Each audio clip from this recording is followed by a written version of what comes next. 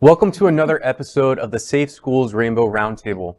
I'm your host, Dr. Dan Sheridan, a licensed psychologist, and today we delve into a topic that affects all of us, but is especially critical for our young learners navigating the digital landscape: misinformation and media literacy. In this age of information overflow, knowing how to differentiate between facts and falsehoods online is a vital skill. Today's episode, titled Decoding the Web, a student's guide to identifying misinformation online, will guide our young learners through the maze of misinformation and equip them with the tools to discern truth from fiction.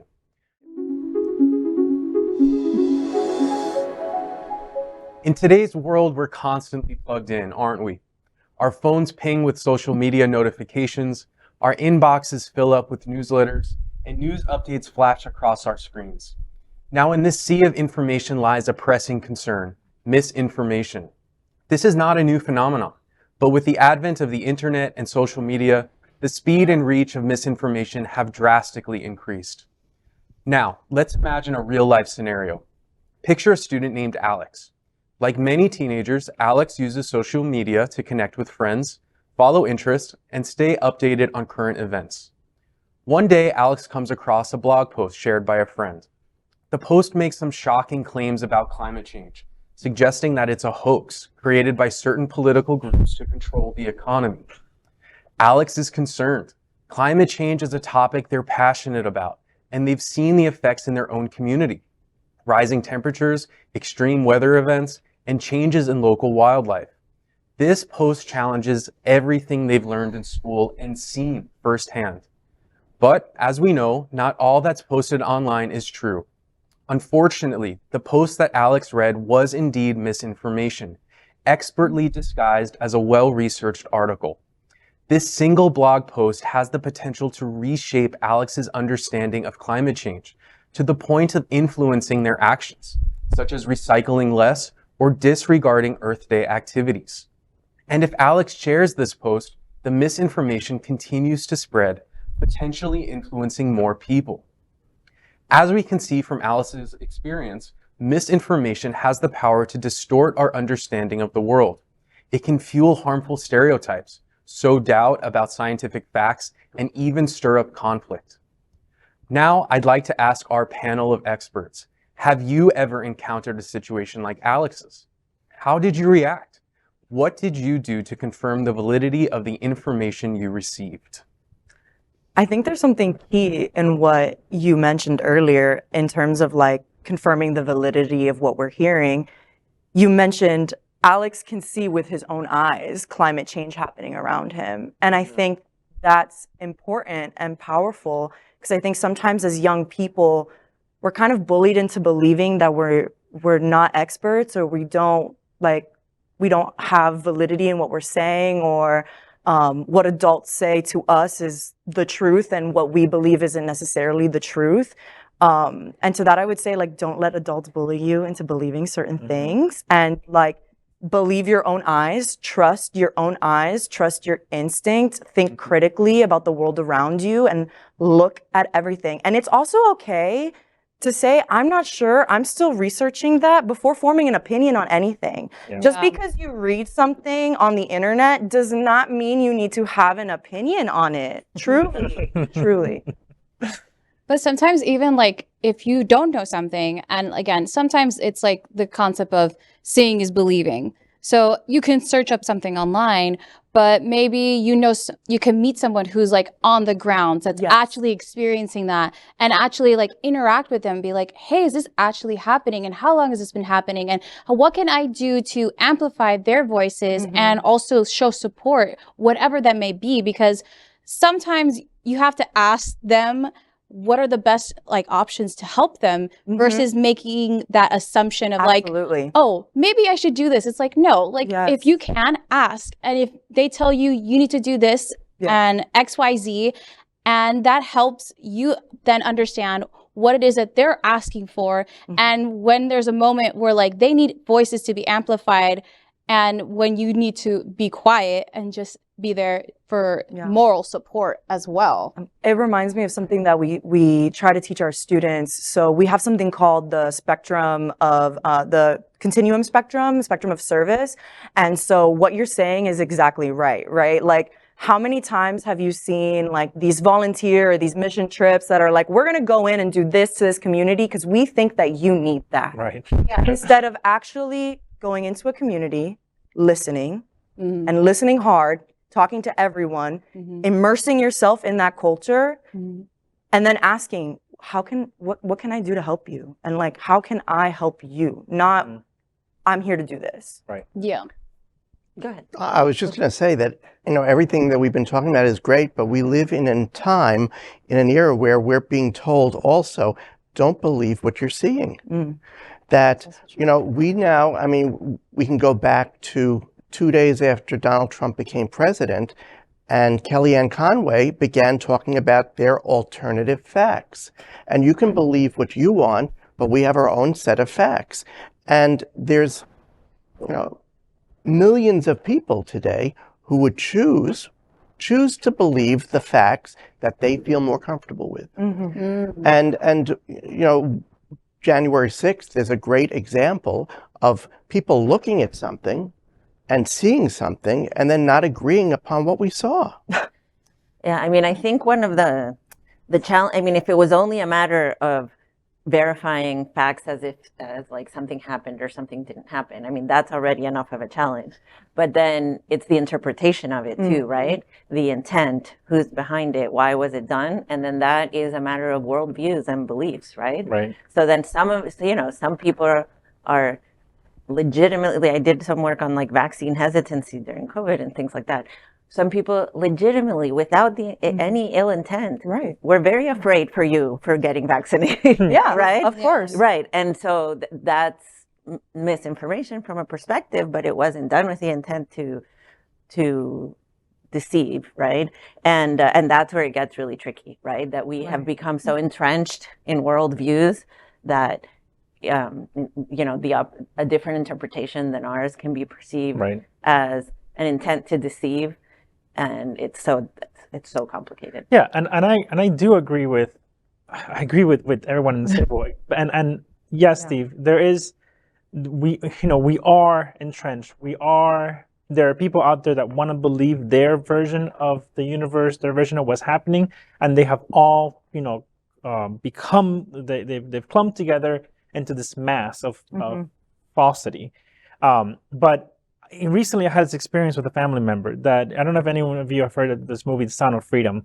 It has become this like weird thing that everyone is commenting about. Even Vanity Fair wrote an article about it. And I'm like, what is Vanity Fair doing writing an article about this movie from the perspective of the people that are like, oh, Disney, tried to shelve this movie because it talks about child trafficking, and they're on board with that, and the elite are all child trafficking people, and this is the crazy thing. And I'm talking to this family member, and as they talk about the movie, they unravel, and they're like crying, and it's like they go from smiling to unraveling in like I was just in shock. I was just watching like, what is happening right now? And then I actually touched people that have worked with child trafficking in Miami-Dade. Mujer, and down in Homestead, in South Dade, that's something that is actively happening right now as we speak at this table. Right. So I told this family member, like, if you would like to actually see what is happening, get involved with what is happening, and help, I can take you to them. Oh, but that's too uncomfortable. Oh, right? no. Right, I would rather just pray for them. Okay. I'm just gonna pray for them, and I'm like, but this is a joke. Like, so it's drama. It's just drama for you. But to say And like it's someone's actual life. Yeah, Exactly. but to say like go there and do the work, see what's happening, so you don't get misinformed, and you see that it's not, the Clintons and this whatever else they believe, the child trafficking in a pizzeria. That's not what's happening. It's giving high school. It's giving high school drama. Yeah. Well, and confirming what you already believe about the world, right? Exactly. Yeah. Right. And I think what you're telling us is so interesting, because suddenly we can't say these are other people, that we don't know people like that, because suddenly when we start to talk about our own family members and people who in our extended friends and family network, that we do know people like that. Absolutely. Yeah. And they don't agree with everything that we think. And we try to explain things to them and their minds are not open. Perhaps from their perspective that our minds are not as open either. Right. And so suddenly there are topics you stay away from. Yes. You get together on Thanksgiving and we're not going to talk about Donald Trump and we're not going to talk about politics because it's too hot button and we don't want to ruin the day. But you should. But- And that's the silence is. Yeah. I think that's also depending on like the person. Like there are just going back on what you said about some people's perspective of actually learning the true history of something, the real truth. And the thing about truth and history is that it's not pretty. It's not hard. It's hard. And I understand as a woman who is Latina, but I'm also I'm a white woman. So when I hear some of those things, I'm like, I would never, ever do any of those horrible things. But I can understand where someone who doesn't look like me, that is from that same demographic group, feel uncomfortable around me. Right. And it's like, it's not up to Not me. personal. It's not not a personal battle.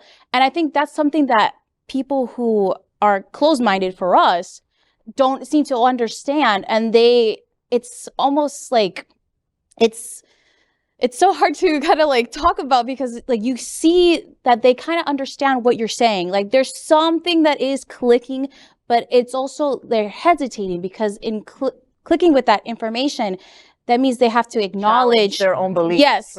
It's kind of like the cave analogy. And I don't know, is that Plato? I don't know who that is, Yes, but yeah. right? Like the truth hurts and it'll blind you and it'll hurt your eyes, right? And then you're going to want to run back into the cave and like grab everyone out with you to see the truth, but it might hurt them and they would prefer to stay in the cave. And yeah, I think that's going to be that's been a problem since Plato. I think it's going to be, the challenge of humanity always. Yep. And in Florida right now, what we're seeing, and for educators, I would be, panicked at the idea that you yourselves may be mandated to offer misinformation to young people in your classes. And then you see the mass exodus of teachers because we can't morally do it. Exactly. Yeah. I won't do it. And I think, I'm so thankful that I get to work at a private university and there are some protections in place, but I have friends that are in the public school system in Miami-Dade County and again, but this also ties back to like how powerful your local, state, and federal government are and how like getting involved with your community, the power of your local community to protect you. Because right now, Miami-Dade County is trying, obviously, like we live in a very blue county. So they're fighting back. They don't agree with the rest of the state. And so the county is it's doing its best. And so I would say right now, the teachers that I do know, they're looking a little safe for now, but I mean, who knows how long that's going to Yeah. I am curious about your all's perspective regarding hot button topics about the queer and trans experience and alternative facts and what you've all heard and been exposed to. I think the trans experience is a perfect example of how when you have misinformation or people purposefully going and destroying information, how you lose knowledge, right? Yeah. So trans people have always been around. There was the Trans Institute in Europe. I don't know exactly what country it was, right? But there was the historic book burning where they raided that institution. They took every piece of literature, every piece of writing, every piece of research, right? And that wasn't on the internet, right? Because this was back in like 1930, 1940. So there was no internet to digitally catalog that and preserve that. It was all books. So they burned it all. And now people are trying to come to you in today. Now we're in 2023 and people are like, trans people have never existed. And it's like, no, you burned their history. Exactly. You try to erase them. Yeah. But they've always been around. Exactly. And I think it's quite interesting because now people are learning that now because there are some people who do believe like, oh, this is just a new thing that's just happening. It's like a phase. It's like, no, this has actually been around for the beginning of time. Like you have even archaeologists in sites that are finding out that information. They're like, they can Yes, see. the skeleton and she's was, just- the skeleton is biologically male, Yeah, but it was it's buried buried with the with- rights of a woman. Absolutely. So you have evidence of past cultures respecting and empathizing the chosen identity of people. Yeah. And so if a caveman can do it, I feel like We can why do it. can't we? we can. Come on, y'all. Yeah, Yes. let's get with it. But a lot of it is dependent upon education. And when I say education, I don't just mean teaching children in a classroom, No. but you have older people who also need education. And I think one of the problems I've seen as an observer is knowing that there are plenty of older gay men who still don't understand why a trans issue is their issue. Yeah. And I think that, you look at the information being given to these people, I think that there's been a failing in explaining to people why this is important. But I also think that there is a failure also on our side by not giving them the safe space to express those feelings. I think that a lot of times we tend to shame people and we don't allow them to be in that safe space to be like, you know what, I just I'm don't uncomfortable. understand this. Yeah. Yeah. Yeah, and I've heard this many times from a lot of even I was at a school board meeting recently in at Broward, and this woman who's a lesbian, she has a daughter there, she was against Queer History Month. And the reason she was against it because she said, I don't want this to become my identity. I don't want it to be my identity. And the thing, and she wrote it, and I felt bad for her because she wrote her little speech expecting to get booed by the other side. And no one booed her, but she was like, and you might be hearing them boo me. And this is the thing with the queer community. They're always so judgmental. They don't allow any other, difference And of everyone's opinion. quiet. Yeah. And everyone's quiet. Everyone like, I get it. I understand. I get. Well, this because I fear. kind of get her sentiment too, because it's like, oh, so is only white cis male history American history, and then everything else is Black history, queer history, feminist theory? Like, why isn't my history as American as everybody else is? I don't know. And that's why I think it's important for us to create safe spaces for people to ask these questions and not shame them. Because I honestly don't think that most people are just like so anti-trans that they're gonna be like, oh, we can't do that. I just think people are misinformed. They hear one story that gets put out of proportion, and now they're afraid to ask questions, so they become their own internal silos. I mean, we used to hear this word intersectionality. Yeah. I don't hear it very much, but frankly, intersectionality, what that says to me is that you can be gay, you can be Hispanic, you could be Black, you could be male, you could be, non-binary, and you can be all of these things at the same time. Yeah. Well, and the more of those that you are, the harder, harder life existence gets. is for you. And I think part of it is the people that have lived comfortably in the world because the world was made for them, right?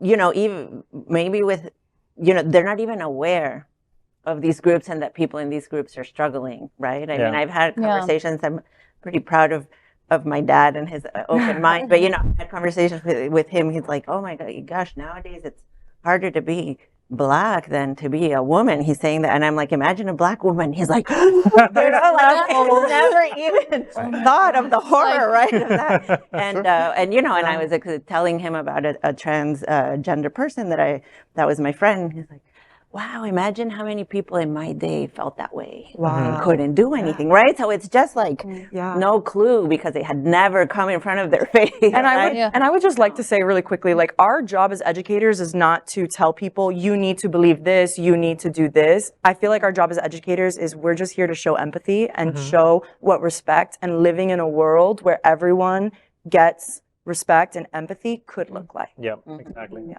I think that's an excellent mic drop moment. So from reflections on the past to projections for the future, our journey today has been enlightening. Now it's time for us to hear from you. What questions do you have? What comments or ideas would you like to share? You can leave your thoughts in the comments below or send us an email at roundtable@safeschoolssouthflorida.org. And that brings us to the end of another engaging and enlightening episode of the Safe Schools Rainbow Roundtable.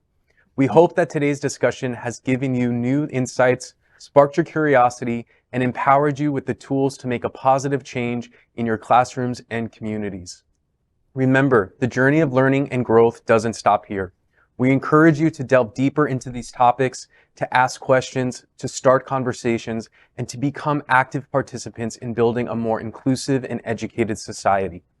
To ensure you never miss an episode of the Rainbow Roundtable, please follow and subscribe to Safe Schools on our social media at Safe Schools 1991.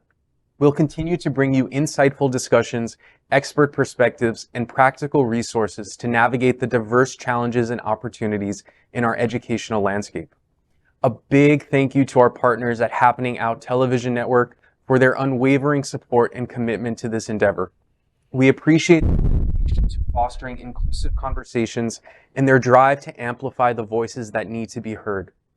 Hotspots Magazine Happening Out Television Network is one of the largest nonprofit 501c3 LGBTQ+ media platforms in the world. Their mission is dedicated to their 10 pillars of the LGBTQ+ community, including Black community, Latino, lesbian and queer women, trans, HIV/AIDS healthcare, seniors, business, social justice, and faith. Safe Schools falls into the media company's 10th pillar, to support students and youth. And finally, a heartfelt thanks to our panelists today. Your expertise, experience, and passion truly make the Rainbow Roundtable the vibrant and impactful space that it is. As we wrap up today, let's remember that every color in the rainbow is unique, but together they create a beautiful spectrum.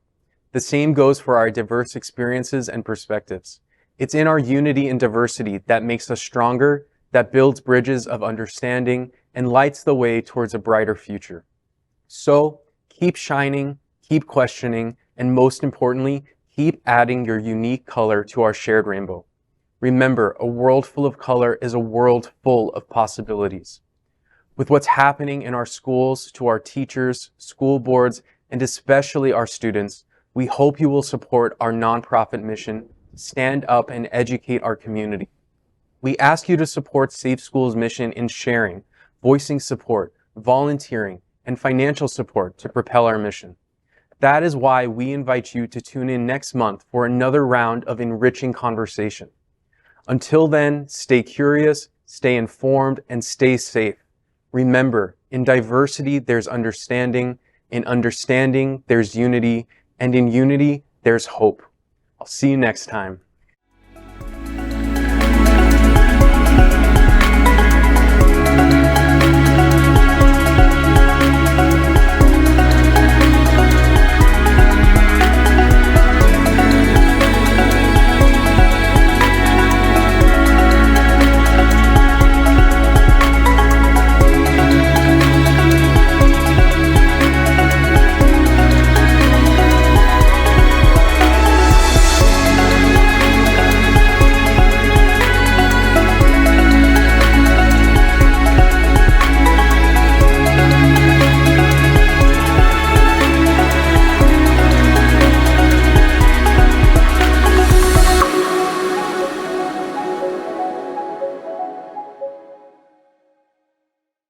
We are Queer News Tonight, the world's first and only live daily LGBTQ+ evening news show, brought to you from Happening Out Television Network.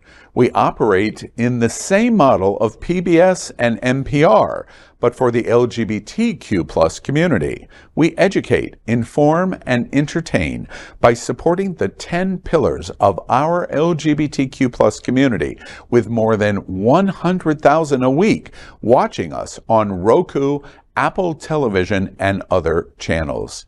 To keep the story going, we accept donations with 100% transparency. Stay updated and live authentically with Queer News Tonight.